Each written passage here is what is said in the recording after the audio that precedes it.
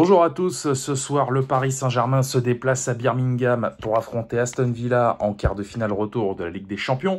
Si vous avez regardé le débrief que j'ai fait la semaine dernière après le match aller, je vais sans doute vous paraître un petit peu répétitif, mais le fait est que ce que j'ai dit la semaine dernière se vérifie aussi aujourd'hui. Donc, on a gagné 3-1. La semaine dernière, face à une équipe d'Aston Villa qui a refusé de jouer. On va être tout à fait honnête. Mais bon, le fait est qu'ils avaient quand même ouvert le score grâce à Rodgers. Et on a mis en fin de rencontre ce troisième but qui pourrait être salvateur, parce qu'à 2-1, ça aurait été beaucoup plus compliqué. Mais, comme je l'ai dit dans le débrief, il faut faire comme si ce match n'avait pas existé. Voilà, on a gagné, c'est super, mais maintenant, il faut penser à ce soir. Et il y a plusieurs paramètres à prendre en compte. Déjà, je le dis souvent, ça, quand on gagne des matchs allés, l'ouverture du score.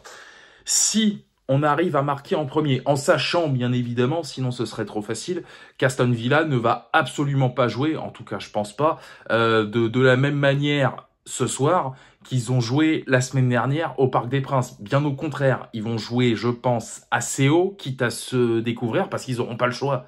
Ils auront 2 buts à remonter, donc il va falloir qu'ils jouent vers l'avant. À nous, derrière, de saisir les opportunités, parce que notamment des contres, il y en aura.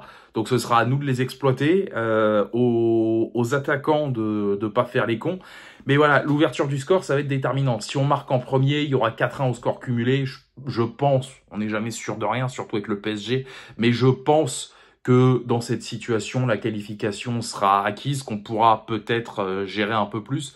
Par contre, si Aston Villa arrive à à ouvrir le score, à presser très haut d'entrée, nous, il va falloir qu'on soit capable de répondre, parce que sinon la soirée risque d'être très longue et on va boire la tasse, à mon avis, pendant un bon moment.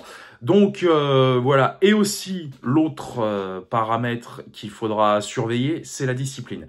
L'arbitre sera espagnol ce soir. Alors bon, l'arbitrage, que ce soit en Espagne, en France, en Italie, c'est un sketch permanent tous les week-ends. Mais la discipline, c'est important, parce que si on commence d'entrée à faire des fautes à la con, à prendre des jaunes à 2 balles, notamment dans le secteur défensif, ça va peser là aussi sur sur le match. Question de morale, on sera peut-être pas au top. Donc voilà, ne pas rentrer dans un jeu qui soit trop physique, même si Aston Villa presse, on s'en fout, qu'on les laisse faire. S'ils pressent trop d'entrée, ils vont finir par s'épuiser. Là, ce sera du bon pain pour nous.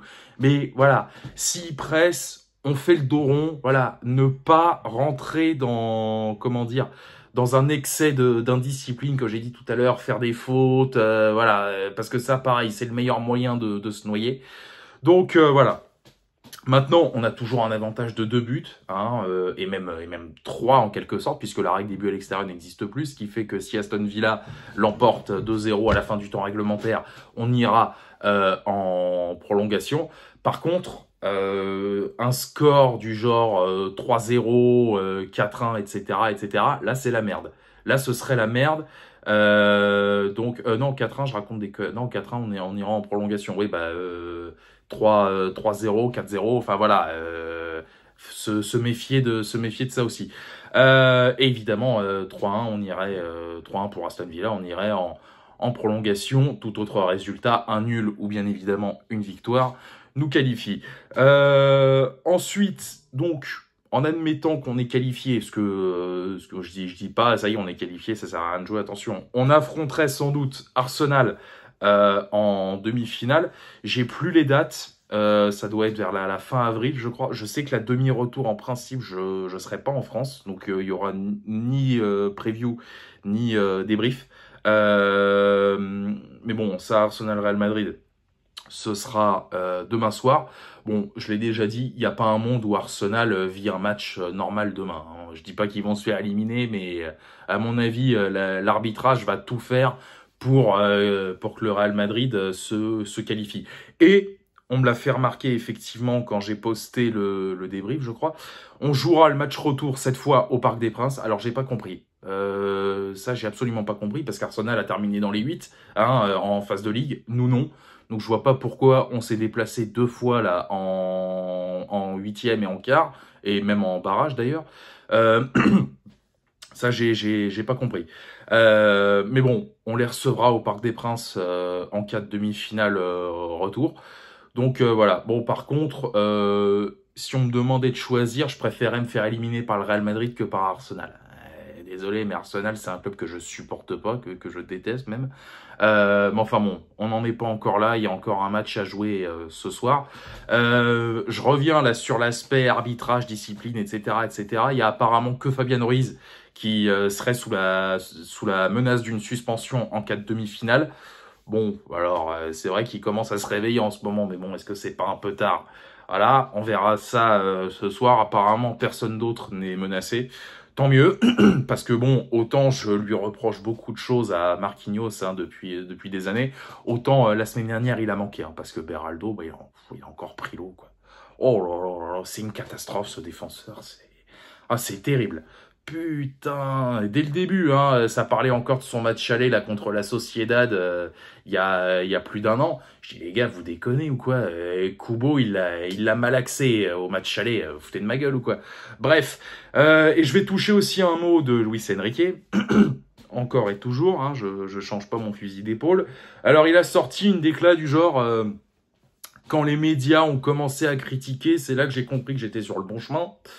Le melon, une fois encore, hein, on changera pas. Putain. Et c'est... Bon, bref. Fermez ma gueule. Mais j'en pense pas moins. Mais évidemment, hein, je le répète, en cas de drame ce soir, va falloir réfléchir très sérieusement, quoi. Bon, de toute façon, je dis ça, lui, il a déjà signé sa prolongation. Donc, il s'en fout. On pourrait perdre 5-0 qui resterait, qui essaierait encore de nous inculquer son projet là de merde. Donc voilà, voilà. Bah écoutez, moi je vous laisse là-dessus. Je sais pas comment je vais m'arranger pour le débrief parce que j'aurai pas trop le temps là. À la rigueur jeudi matin, je sais pas. Je vais voir comment je peux m'organiser. De toute façon pour ce que vous en avez à foutre.